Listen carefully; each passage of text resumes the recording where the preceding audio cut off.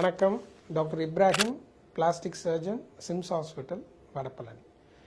இன்றைக்கி நான் உங்ககிட்ட ஹேர் டிரான்ஸ்பிளான்ட் அறுவை சிகிச்சை பற்றி ஒரு சில தகவல்களை ஷேர் பண்ண விரும்புகிறேன்.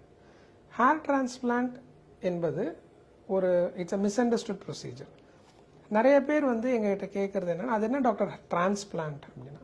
ஸோ ஒரு இடத்துலேருந்து இன்னொரு இடத்துக்கு முடியை மாற்றி வைக்கும் அறுவை சிகிச்சை. அதாவது தலையில் வழுக்கை போன்ற பால்னஸ்ன்னு சொல்கிறாங்க இல்லையா, பால்னஸ் மற்றும் தின்னிங் ஆஃப் ஹேர், அதாவது முடி உதிர்றதுனால முடி தின்னாயிடுறது, இந்த மாதிரி ப்ராப்ளம் இருக்கவங்களுக்கு ஒரு பெரிய யூஸ்ஃபுல்லான ஒரு ப்ரொசீஜர் தான் ஹேர் டிரான்ஸ்பிளான்ட். இதில் என்னென்னா, நம்மளுடைய முடி, அதாவது தலையினுடைய பின்பகுதியில் இருக்க முடி ஒரு ஸ்பெஷலான முடி.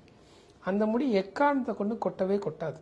எவ்வளவு வயசானாலும், எவ்வளோ ஹார்மோனல் சேஞ்ச் இருந்தாலும் அந்த பின்பகுதியில் இருக்க முடி கொட்டாது. ஸோ அந்த முடியை எடுத்து தலையினுடைய மற்ற பகுதிகளில் எங்கே நமக்கு தேவையோ அந்த அளவுக்கு அந்த முடிகளை மாற்றி வைக்கும் அறுவை சிகிச்சை தான் ஹேர் டிரான்ஸ்பிளான்ட் சர்ஜரி. இப்படி நம்ம மாற்றி வைக்கிற அந்த முடி என்ன ஆகும் அப்படின்னா, அது அந்த இடத்துல ஒரு நார்மலான தலைமுடியை போல் அது வளர ஆரம்பிக்கும். அது ஒரு பர்மனன்ட் ப்ரொசீஜர். என்றைக்குமே இந்த முடி கொட்டாது. ஸோ இது தலையில் பால்னஸ் இருக்கவங்களுக்கு, அதாவது வழுக்கை அப்படின்னு தன்னை பற்றி ஒரு செல்ஃப் இமேஜ் கான்ஷியஸாக இருக்கவங்களுக்கு இது ஒரு மிகப்பெரிய வரப்பிரசாதம். And it is a very safe surgery. இந்த சர்ஜரிக்கு அனஸ்தீஷியா தேவையில்லை, மயக்க மருந்து கொடுக்க தேவையில்லை. த்ரூ அவுட் த ப்ரொசீஜர் நீங்கள் முடிச்சிருக்கலாம். இந்த அறுவை சிகிச்சை நமது சிம்ஸ் ஹாஸ்பிட்டல் மிக எளிதாக உங்களுக்கு கிடைக்கும். இது போன்ற பிளாஸ்டிக் சர்ஜரி பற்றிய மற்ற தகவல்களுடன் உங்களை பிறகு சந்திக்கிறேன்.